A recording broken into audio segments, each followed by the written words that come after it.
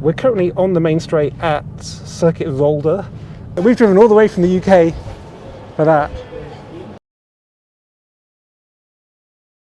Hello and welcome back to the Volkswizard channel, and welcome to the 6th Volkswizard road trip of 2024.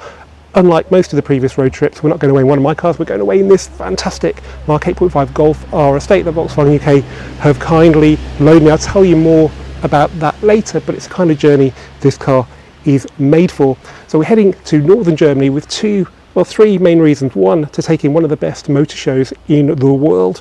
Two, go and see one of the biggest Christmas trees in the world, one of the famous German Christmas markets, and to deliver some coffee to a friend of Kate's, Mrs. Volkswizard, who lives in Germany and he can't get it over there.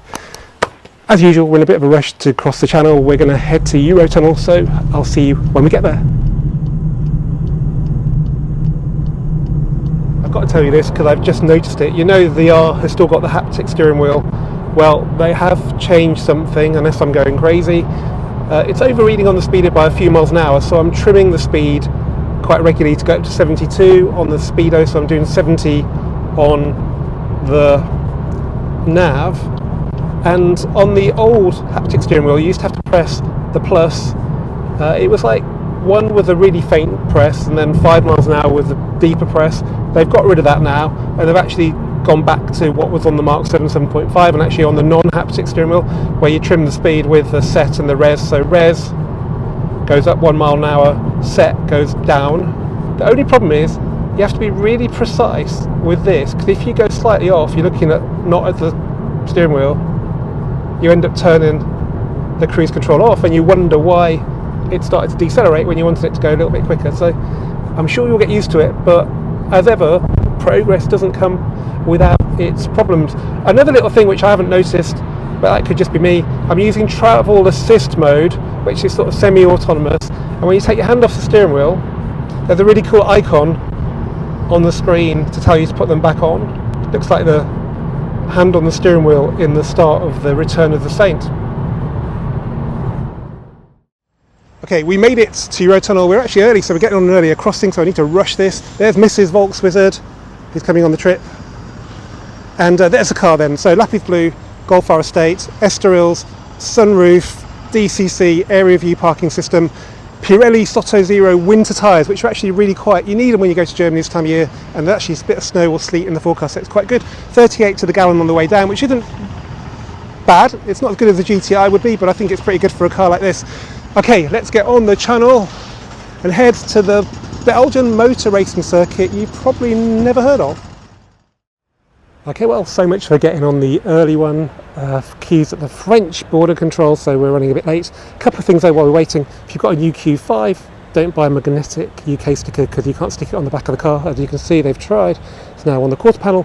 And also the crappy toilets, which are normally like that, have now been upgraded to that, and they're very, very nice. Actually, almost as nice as these Aston Martins.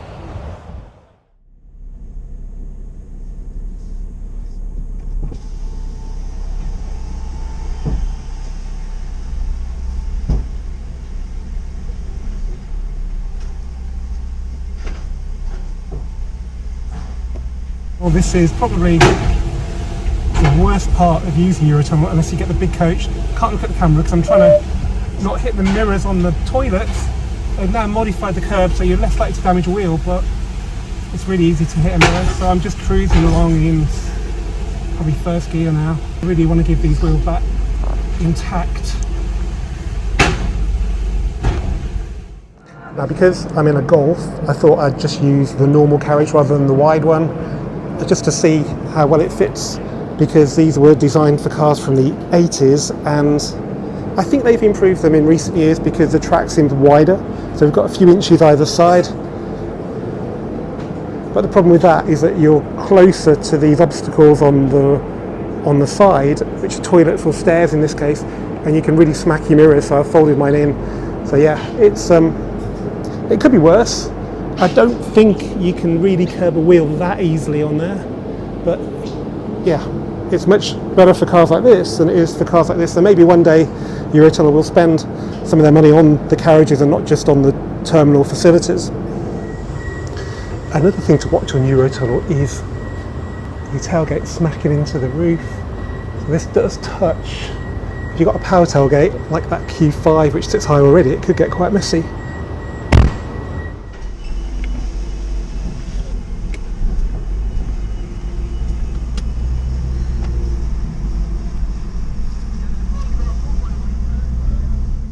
Well, welcome to sunny France.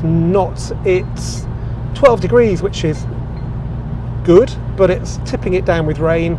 The winter tyres still work really well in the wet, so it's kind of nice to be on those because we've got quite a long journey today. We're doing 3 hours, about 150 miles, I think around Brussels, and heading to the east of Belgium to a little place called Zolder, which you may know is the same name as a racing circuit. It used to host the Belgian Grand Prix till it went to Spa, and there's a hotel there that looks really good. Yeah, we didn't do ferry today because time is of the essence because it gets dark so early and the weather's so bad. We just wanted to make it as quick as possible. So yeah, let's point the R sort of north-east and go to Zolder.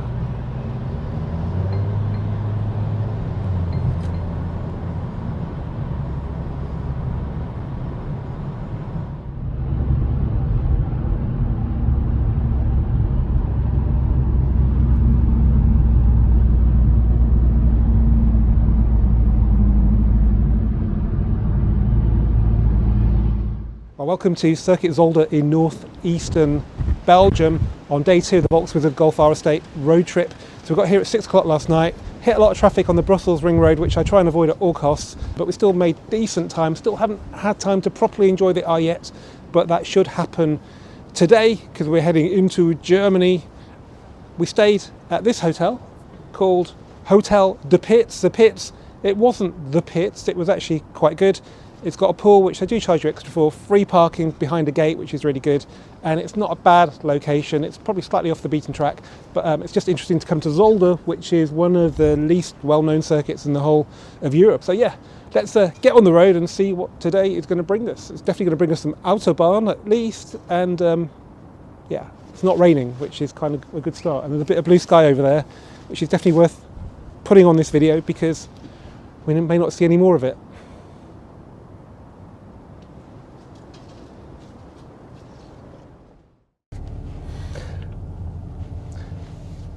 I knew we'd be doing some cool stuff today, but I wasn't sure I'd be doing this. So we're currently on the main straight at Circuit Zolder. They agreed to let me do some static photography here, but then they said, do you want to go on the track? And it's a non-event day, which is quite rare here. There's always something on. They do police training, I think 1 day a week, every week during the winter. I'm not going to go fast though, because A, we're on winter tyres, B, I'm not insured, C, I shouldn't really be doing this, and most importantly, I have no idea which way the circuit goes.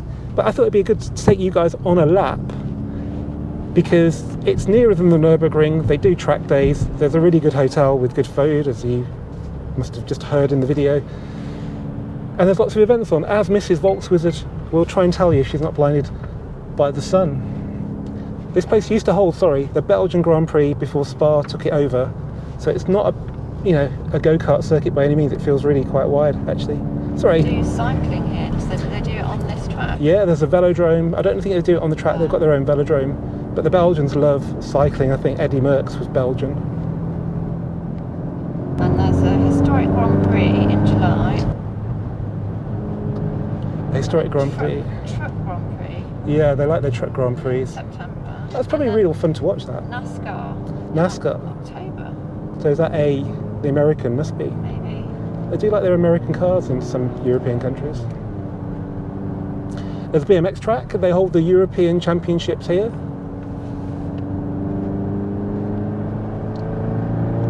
I am in race mode, by the way. When in Rome. That's a nice circuit. It was famously, chicane, bit of curb. It was in Top Gear when they did the Germans versus Brits challenge with Sabine Schmitz and Tim Schrick. Oh yeah, blind crest there, a bit Nürburgringy. Reminds me a bit of Monza. Must be the trees. Lots of skid marks. Oh bloody hell, this is sharp. torque vectoring there.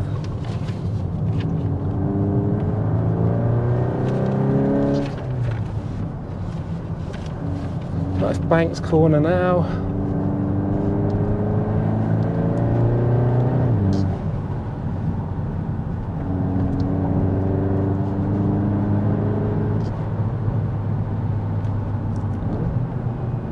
Perfect downshifts with a bit of a blip. And then this is quite a sharp one, isn't it? It's a bit of a hairpin. And we're at the back of what's that shopping centre cafe. It's really busy on this Friday morning.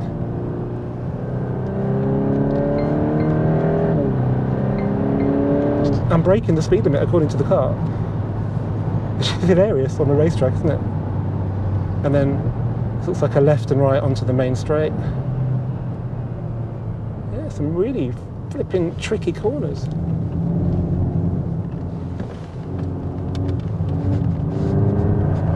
Wow, that was torque vectoring. Right, well that was a lap of Zolder, guys. Now, onto the autobahn. As I noticed back in the summer, when you drive in the Netherlands, you're kind of limited to 100 clicks, 60 miles an hour. When you get to the autobahn, you can go a little bit faster, which is very satisfying. Last time we crossed that border, we've just done it by the way, we were in a Mark III Golf GTI and we still did 125. We're now 30 years on in this Golf R, and I think this is going to be a limited car. It's not performance pack, so 155 is the target. I'm not expecting it to do it today. It's another Friday, but we did 125 in the Mark III on a Friday in the summer, so conditions are pretty good. Winter tyres are limited to 126. Got the de-restricted symbol on the dashboard, so the flipping speed limit warning should shut up. And yeah, obviously got a crappy old Passat, I think, in front of us. We're not going to be flying just yet, but even 130 feels quick after 100 of the Netherlands.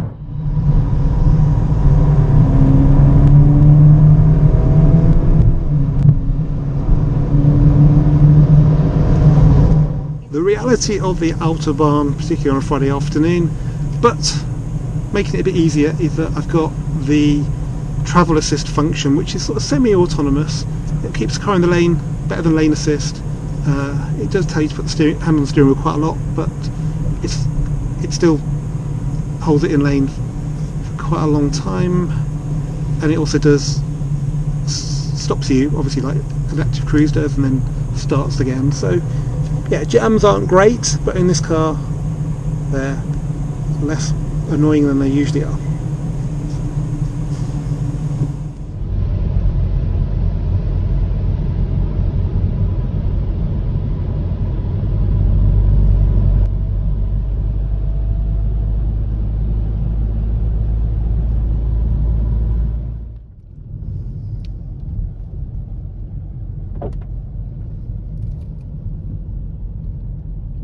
You've arrived at your destination.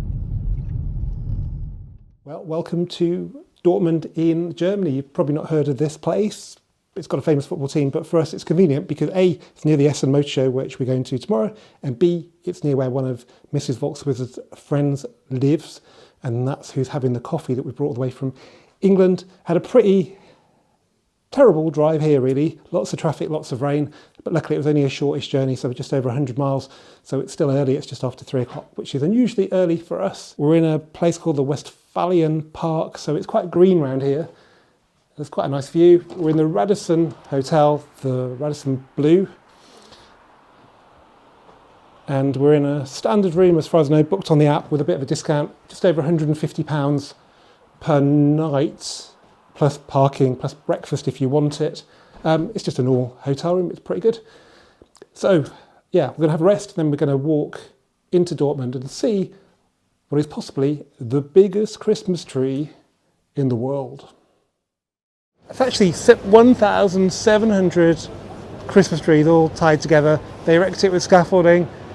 The angel on the top's got 1,000 lights of its own. There's like tens of thousands on the rest of the tree. So we've driven all the way from the UK for that. Well, the good news is there's also a Christmas market that's one of the best in Germany, so let's check it out.